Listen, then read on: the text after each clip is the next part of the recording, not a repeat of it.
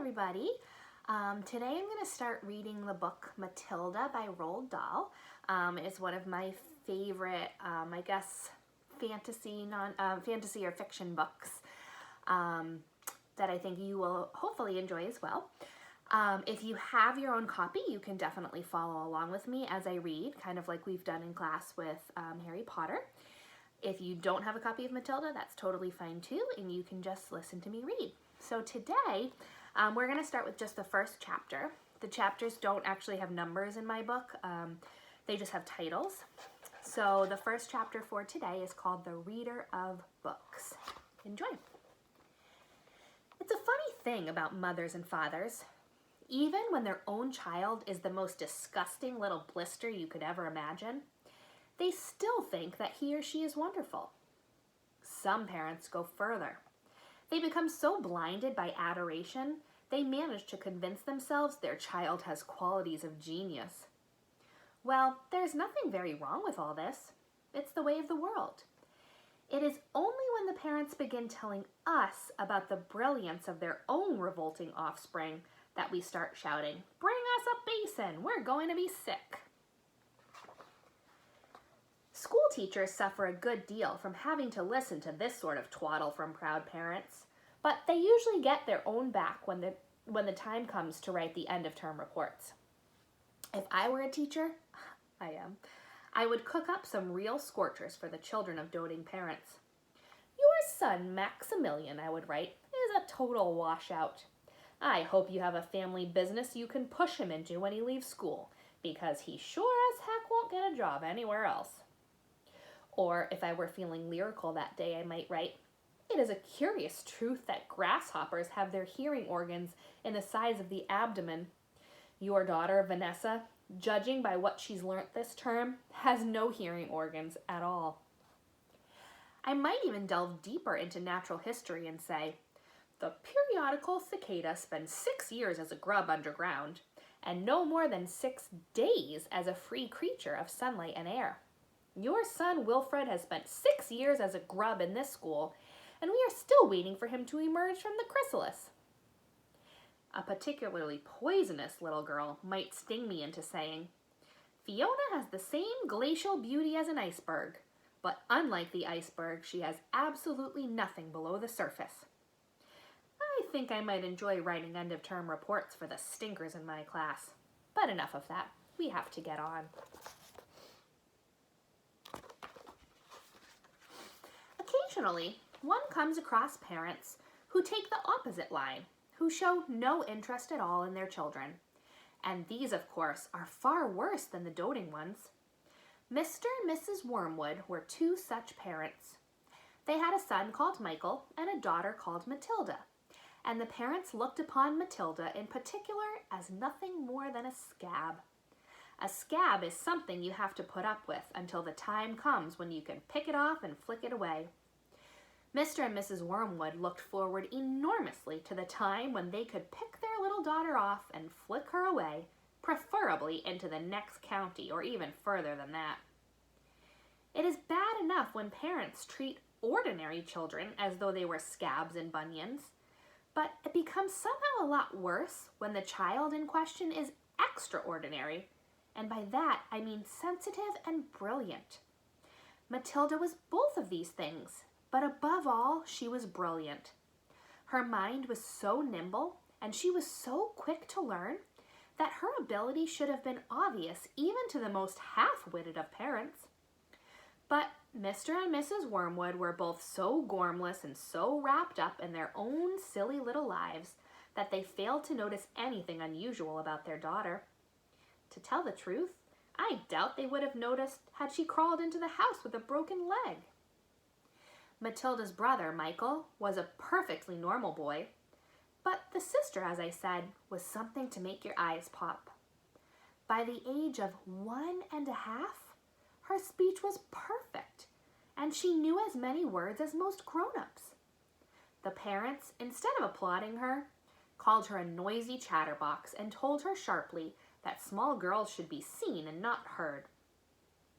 By the time she was 3, Matilda had taught herself to read by studying newspapers and magazines that lay around the house. At the age of 4, she could read fast and well, and she naturally began hankering after books. The only book in the whole of this enlightened household was something called Easy Cooking, belonging to her mother. And when she had read this from cover to cover and had learnt all the recipes by heart, she decided she wanted something more interesting.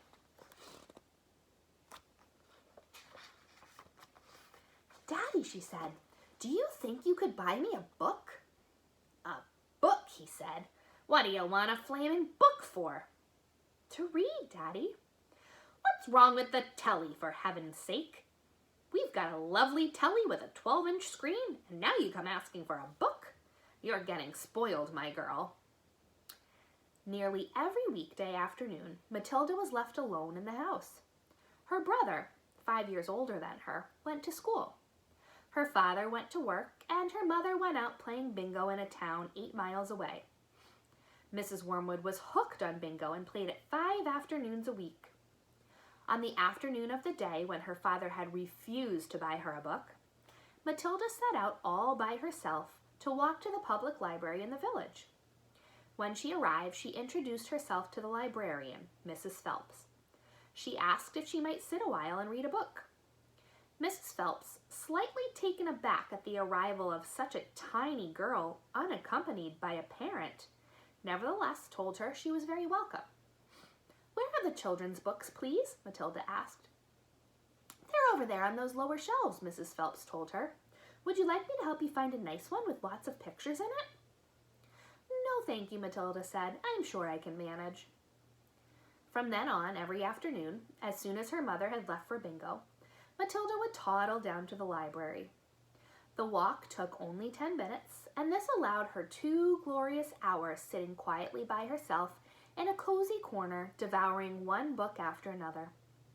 When she had read every single children's book in the place, she started wandering round in search of something else. Mrs. Phelps, who had been watching her with fascination for the past few weeks, now got up from her desk and went over to her. "Can I help you, Matilda?" she asked. "I'm wondering what to read next," Matilda said. "I've finished all the children's books." "You mean you've looked at the pictures?" "Yes, but I've read the books as well." Mrs. Phelps looked down at Matilda from her great height, and Matilda looked right back up at her. "I thought some were very poor," Matilda said, "but others were lovely. I liked The Secret Garden best of all. It was full of mystery. The mystery of the room behind the closed door, and the mystery of the garden behind the big wall." Here's a picture of them talking in the library. Mrs. Phelps was stunned. "Exactly how old are you, Matilda?" she asked. 4 years and 3 months, Matilda said. Mrs. Phelps was more stunned than ever, but she had the sense not to show it. "What sort of a book would you like to read next?" she asked.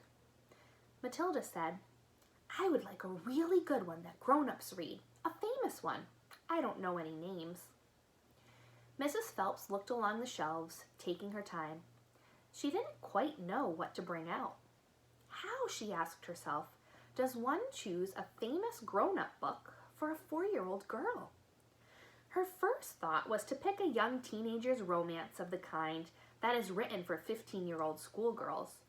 But for some reason, she found herself instinctively walking past that particular shelf. "Try this," she said at last. "It's very famous and very good. If it's too long for you, just let me know and I'll find something shorter and a bit easier." "Great Expectations," Matilda read, by Charles Dickens. "I'd love to try it." "I must be mad," Mrs. Phelps told herself. But to Matilda, she said, "Of course you may try it." Great Expectations is a very high-level book that you probably wouldn't read until high school or college, so just to kind of give you perspective of a 4-year-old reading it is pretty crazy. Over the next few afternoons, Mrs. Phelps could hardly take her eyes from the small girl sitting for hour after hour in the big armchair at the far end of the room with the book on her lap. It was necessary to rest it on the lap because it was too heavy for her to hold up, which meant she had to sit leaning forward in order to read. And a strange sight it was. This tiny, dark-haired person sitting there with her feet nowhere near touching the floor, totally absorbed in the wonderful adventures of Pip and old Miss Havisham and her cobwebbed house, and by the spell of magic that Dickens the great storyteller had woven with his words.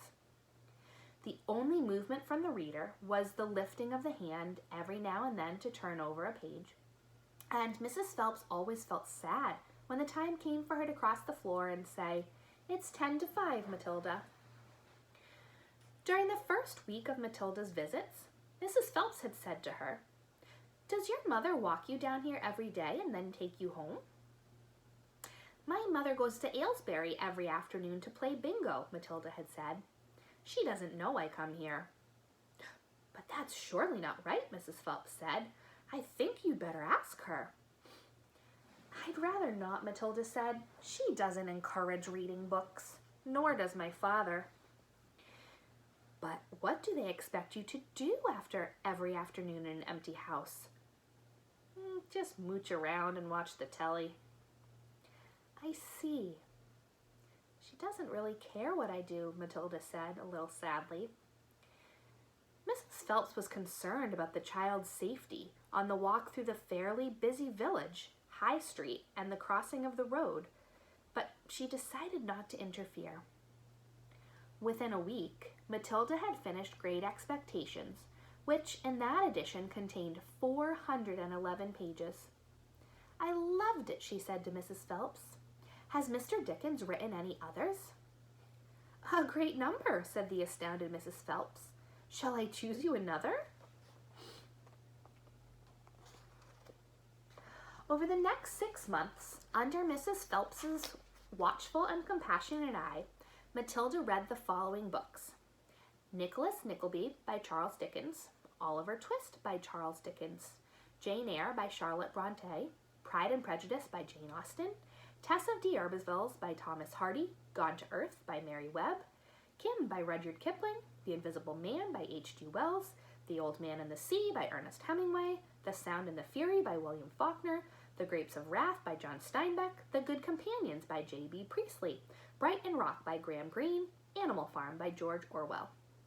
It was a formidable list, and by now Mrs. Phelps was filled with wonder and excitement, but it was probably a good thing that she did not allow herself to be completely carried away by it all. Almost anyone else witnessing the achievements of this small child would have been tempted to make a great fuss and shout the news all over the village and beyond. But not so Mrs. Phelps. She was someone who minded her own business and had long since discovered it was seldom worthwhile to interfere with other people's children. "Mr. Hemingway says a lot of things I don't understand," Matilda said to her, "especially about men and women, but I loved it all the same. The way he tells it, I feel I am right there on the spot watching it all happen." "A fine writer will always make you feel that," Mrs. Phelps said. "And don't worry about the bits you can't understand. Sit back and allow the words to wash around you, like music." I will. "Did you know," Mrs. Phelps said, "that public libraries like this allow you to borrow books and take them home?" "I didn't know that," Matilda said. "Could I do it?" "Of course," Mrs. Phelps said. "When you have chosen the book you want, bring it to me so I can make a note of it, and it's yours for 2 weeks. You can take more than one if you wish."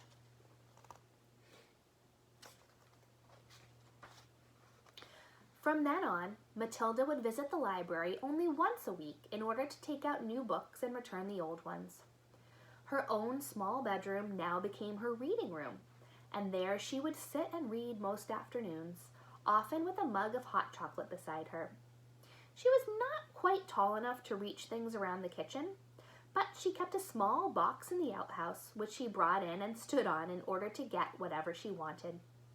Mostly it was hot chocolate she made, warming the milk in a saucepan on the stove before mixing it. Occasionally she made Bovril or Ovaltine. It was pleasant to take a hot drink up to her room and have it beside her as she sat in her silent room, reading in the empty house in the afternoons. The books transported her into new worlds and introduced her to amazing people who lived exciting lives. She went on olden day sailing ships with Joseph Conrad. She went to Africa with Ernest Hemingway and to India with Rudyard Kipling. She traveled all over the world while sitting in her little room in an English village. There she is. So we'll stop there for today. Stay tuned for the next chapter that I'll be reading. I will email the link for you to listen to it whenever you would like. So I hope you have a great day. I miss you all, and I will talk to you soon. Bye.